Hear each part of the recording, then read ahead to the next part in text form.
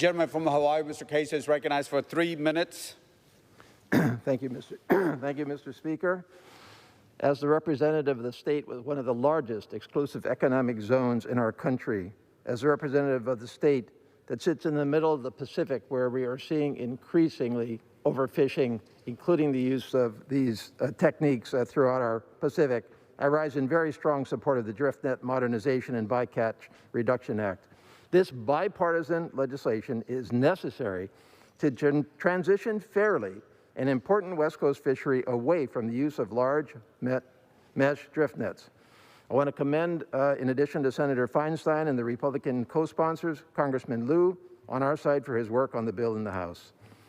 Yes, this fishery is small, with less than 20 participants, but it is one of the most destructive. The use of mile-long drift nets results in over 70 species caught in volume as bycatch.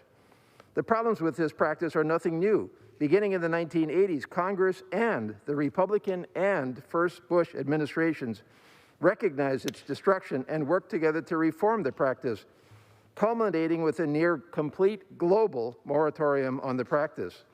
Today, the large mesh drift nets that continue to be used in federal waters along the West Coast are the last of their kind in the nation.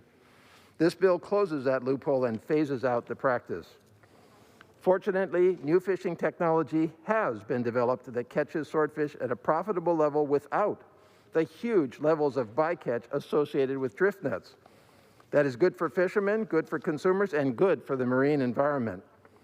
All West Coast states have already acted to prohibit this type of fishing from their shores in their oceans. It's time we at the federal level act to do the same to ensure the sustainability of this fishery and the sustainability of the bycatch fisheries. Transitioning away from large mesh drift nets is supported by recreational fishermen, conservation groups, seafood purveyors and consumers, and it just makes sense. I urge support for this bipartisan bicameral bill and yield back.